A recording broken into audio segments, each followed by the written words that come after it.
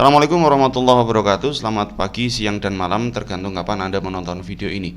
Video ini adalah video kedua yang mana merupakan lanjutan dari introduction dari part pertama, yaitu Computer Forensic Investigation Process.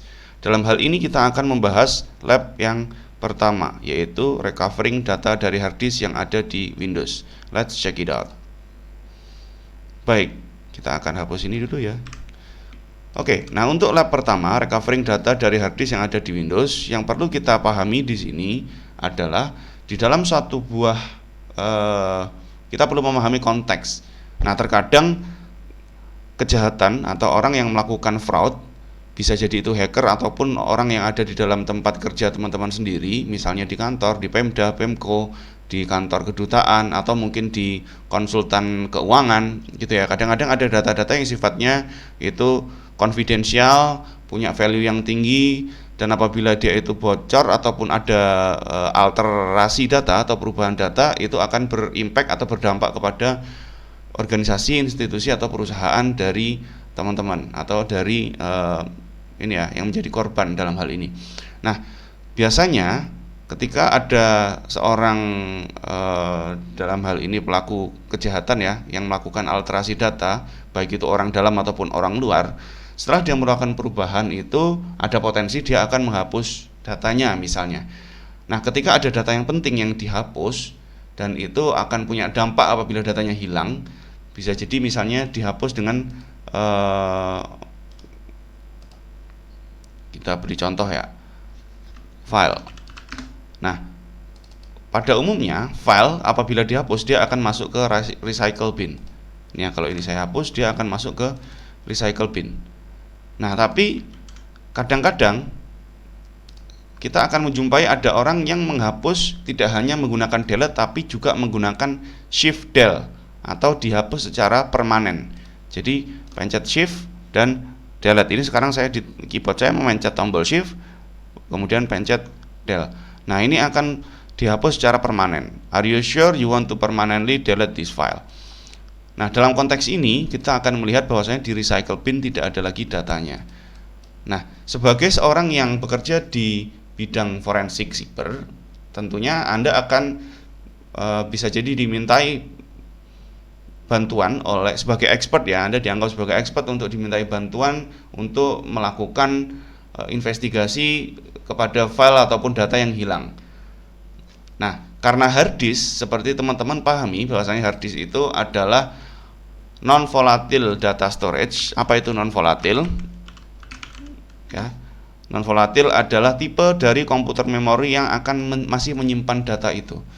Jadi, pada prinsipnya data yang sudah hilang secara bentuk aplikasi dari tampilan aplikasi kita di recycle bin ataupun di permukaan user interface yang biasa kita lihat ini sudah hilang, sebenarnya masih menyisakan beberapa residu-residu ya yang bisa kita ambil. Nah, untuk melakukan pengambilan itu kita akan melakukan percobaan di Windows 10 ini dengan cara memanfaatkan satu buah tools yang namanya adalah apa? Ya, namanya adalah is-as. Kita coba googling IAC push, tulisannya gini ya, is-as. Nah, biasanya dia akan muncul di paling atas. Bahkan ada iklannya ya. Nah, ini kira-kira yang akan kita pakai ya. Nah, tools ini berbayar, tapi kita masih bisa menggunakan yang versi trial untuk percobaan kali ini dalam rangka untuk memahami konteks bahwasanya di non-volatile memory atau di non-volatile drive seperti hard disk kita masih bisa merecover. Itu yang mau kita buktikan di sini. Nah, kita tidak akan mendownload ini. Saya sudah menyediakan file atau dalam hal ini sudah ada di drive D saya.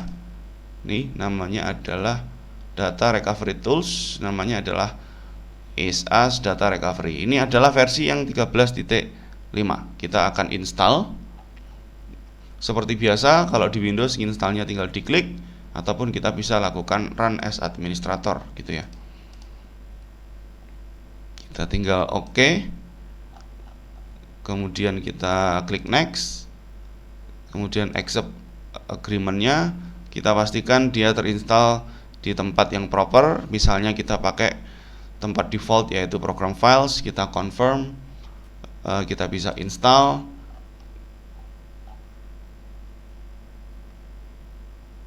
Baik, kita tunggu beberapa saat, kita jalankan. Oke, ini tidak perlu, saya close.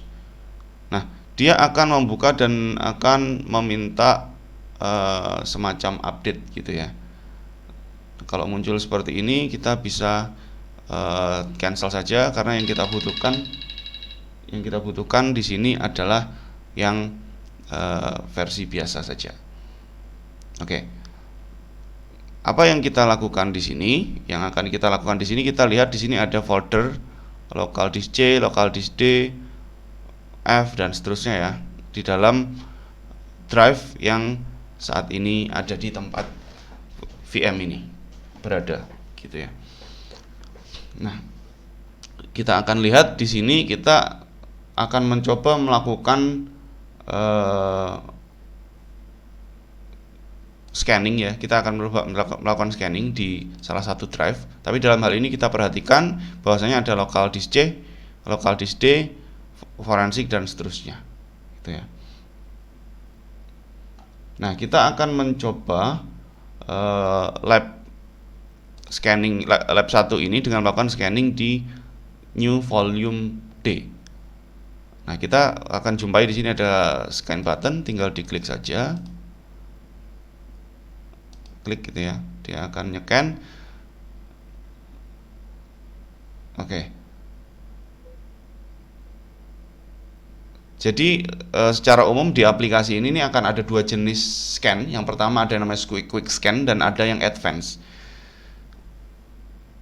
Yang saya klik tadi itu dalam hal ini secara nggak langsung dia akan memanfaatkan yang versi advance scan-nya ya.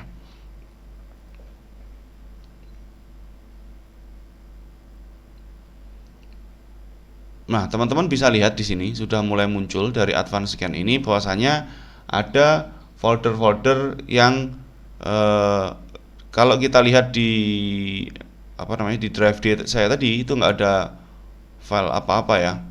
Tapi bukan tidak ada apa-apa sih. Ada 3 file yang kelihatan ini. Oke, dari Explorer ada 3. Tapi setelah kita menggunakan tools ini, ternyata ini yang existing itu ada 3 file ini kan, sama ada system file yang di hide. Nah, ada lagi yang lost file, dan ternyata dari sini kita juga jumpai ada yang namanya deleted files. Oke, bahkan jumlahnya ada sangat banyak sekali. Oke, dari deleted file itu kita bisa lihat di salah satunya ada kategori seperti lagu, Outlook, ada. Kita bisa buka di sini misalnya ada text files. Di text files ini kalau kita buka, misalnya dari salah satu ini kita buka ya. Ini ada 1.txt. Nah, ini kalau kita klik recover, dia akan ya tentunya akan ke recover. Kita tinggal simpan karena ini bentuknya itu adalah berada di bawah permukaan kira-kira gitu ya. Nah, untuk memunculkan di environment yang biasa kita pakai di Explorer supaya muncul di permukaan ya, maka kita perlu semacam merecover itu, nanti kita membentuk file baru sehingga dia perlu storage. Dalam hal ini kita taruh di dalam alokasi yang ada di desktop. Ini kita klik di sini. Atau kita bisa naruh di mana ya? Nah, di desktop aja ya. Oke. Kita bisa klik OK. Nah, ini dia akan muncul file yang sudah kita recover. Nah, this is just test file. Oke. Nah, dari situ kita berhasil melakukan recovering dari file yang tadinya sempat terhapus. Oke. Atau kalau teman-teman tidak mau merecover itu sehingga kembali ke hard disk ini ya, teman-teman juga bisa membuka dari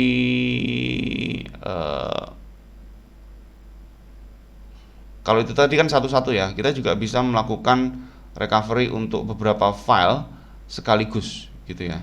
Ya caranya ya tinggal teman-teman klik saja itu apa namanya, ini ya, files yang mau dibuka ya. Ini sebenarnya kalau kita klik di sini dia bisa membantu kita untuk mempreview ya di sini. Kalau mau nge-recover banyak ya tinggal dicentang-centang ini semua ya. Oke. Baik. Jadi itu kira-kira yang bisa kita lakukan memanfaatkan tools yang sebenarnya berbayar tapi kita bisa nyoba trialnya tadi ya untuk melakukan recovery dari data yang sudah terhapus dan setidaknya masih tersimpan lah ya di komputer kita. Oke, semoga membantu. Owarima Show. Assalamualaikum warahmatullahi wabarakatuh.